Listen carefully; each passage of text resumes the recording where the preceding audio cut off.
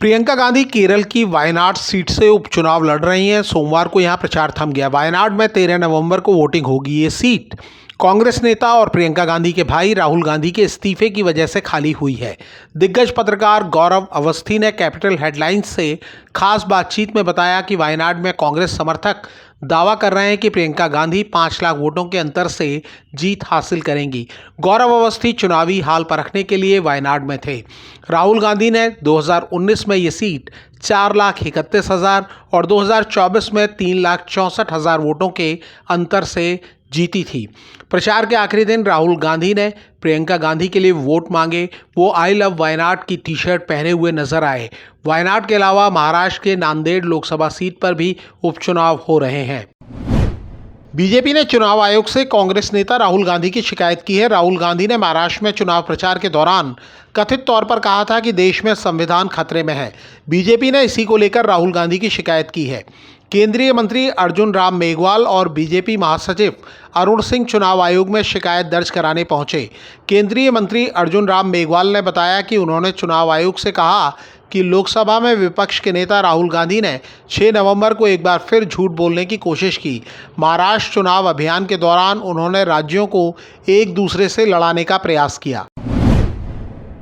Shiv Sena UBT प्रमुख उद्धव ठाकरे के bag की जांच महाराष्ट्र चुनाव में चर्चा का मुद्दा बन गई है। रिपोर्टों के मुताबिक यवतमाल जिले के वाणी में उद्धव ठाकरे के हेलीकॉप्टर की जांच की गई।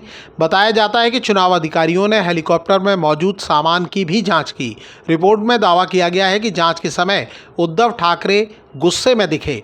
रिपोर्टों में दावा किया गया है कि उद्धव ठाकरे ने अधिकारियों से पूछा कि जिस तरह उनकी जांच की गई है, क्या पीएम मोदी और गृह मंत्री अमित शाह की भी जांच की जाएगी। रिपोर्टों में दावा किया गया है कि उद्धव ठाकरे ने कहा कि उनके बैग की चेकिंग का वीडियो उनके पास आना चाहिए। महाराष्ट्र नवनिर्माण सेना के प्रमुख राज ठाकरे ने दावा किया है कि उन्होंने राजनीति में कभी परिवार को सामने आने नहीं दिया। राज ठाकरे के बेटे अमित ठाकरे माहिम से चुनाव लड़ रहे हैं। बीजेपी ने उनके समर्थन में उम्मीदवार नहीं उतारा है, लेकिन शिवसेना यूबीटी उन्हें चुनौती दे रही है। राज ठाकरे ने कहा कि वो अमित की जीत के लिए किसी के सामने भीख नहीं मांगेंगे। जो सामने आएगा उससे लड़ेंगे और अमित ठाकरे को चुनाव जरूर जिताएंगे। राज ठाकरे ने कहा कि उन्होंने परिवार के बीच कभी राजनीति नहीं आने दी। राज ठाकरे ने याद दिलाया कि उन्होंने उद्धव ठाकरे के बेटे आदित्य ठाकरे के सामने उम्मीदवार नहीं उतारा था। राज ठाकरे ने कहा कि उन्होंने इस बात के लिए किसी को फ़ोन नहीं किया कि उनके बेटे के सामने उम्मीदवार न खड़ा किया जाए। राज ठाकरे ने यह भी कहा कि आपको याद होगा, जब उद्धव बीमार थे तब सबसे पहले गाड़ी लेकर वो ही अस्पताल गए थे। प्रधानमंत्री नरेंद्र मोदी की रूस के डिप्टी पीएम डेनिस मंटूरोव से मुलाकात हुई। पीएम मोदी ने सोशल प्लेटफॉर्म एक्स पर इस मुलाकात की तस्वीर साझा की है।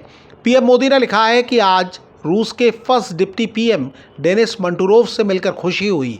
ये देखकर खुशी हुई कि भारत रूस विशेषाधिकार प्राप्त रणनीतिक साझेदारी को और मजबूत करने के लिए राष्ट्रपति पुतिन के साथ उनकी हालिया यात्राओं और बैठकों के दौरान लिए गए निर्णयों को लागू करने के लिए दोनों पक्षों की टीमें मिलकर काम कर रही हैं।